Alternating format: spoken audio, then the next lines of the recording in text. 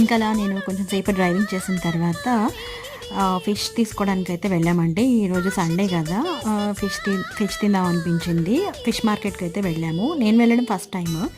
ఇక్కడ కొన్ని live fishes కూడా ఉన్నాయి. ఇవి కొరమేను మనకి లైవ్గా తీసుకుంటేనే బాగుంటుంది టేస్ట్ అనేది. అలాగే చాలా రకాల ఫిషెస్ కూడా ఉన్నాయి. వీటిలో కొన్ని పేర్లు కూడా నాకు తెలియదు.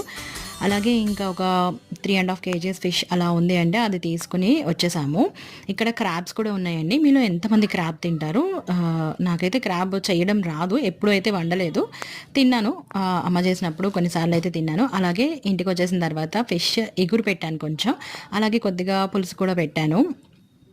ఇది మా లంచ్. మరి మీరేం తిన్నారో కామెంట్ చేయండి. టేస్ట్ అయితే చాలా బాగా వచ్చింది. రెసిపీ కావాలంటే ఆల్రెడీ నేను పోస్ట్ చేశాను షార్ట్ వీడియోలో, ఒకసారి చెక్ చేయండి. అలాగే వీడియో నచ్చితే సబ్స్క్రైబ్ చేసుకోండి. అంతే ఈ వీడియో. Bye bye.